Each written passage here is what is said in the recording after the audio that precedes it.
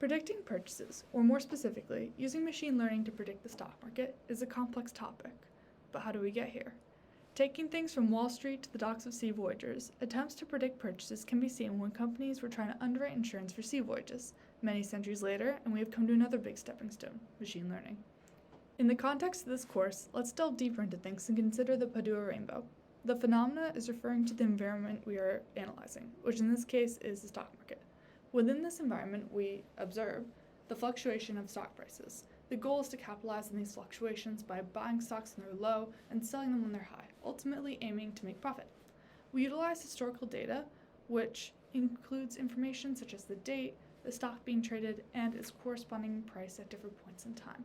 This data then serves as the foundation for training our predictive model.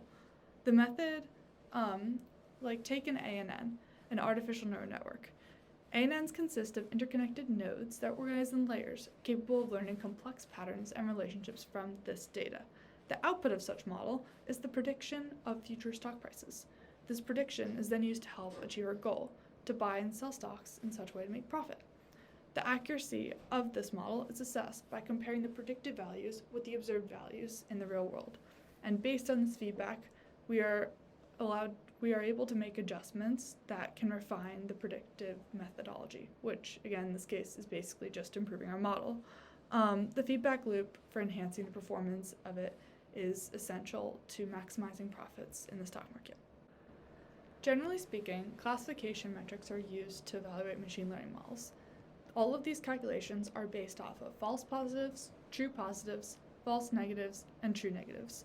A false positive is incorrectly identifying something as positive when it's actually negative, which indicates a mistake in the classification. A true positive is correctly identifying something as positive when it was actually positive, so this is a correct classification. A false negative is incorrectly identifying something as negative when it was actually positive, so this is a classification error.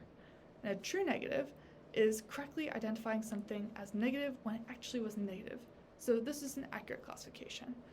In terms of the actual methodology for the classification metrics, there's generally accuracy, F1 score, recall, and precision. Accuracy is the proportion of correctly predicted instances out of all the instances. So it's the sum of true positives and true negatives divided by everything. True positive, true negative, false positive, and false negative. The F1 score is the harmonic mean of the precision and recall.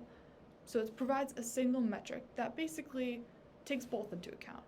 It's if either the precision or the recall is low, then the F1 score as a whole will also be low.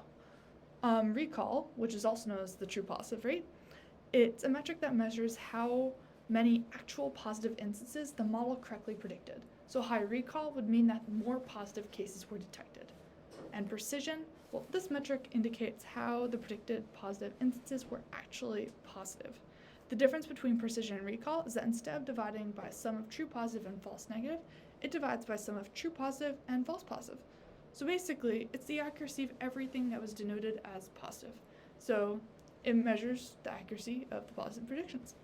All of these metrics measure classification ability, which may not fully capture the model's predictive power in, say, a financial context.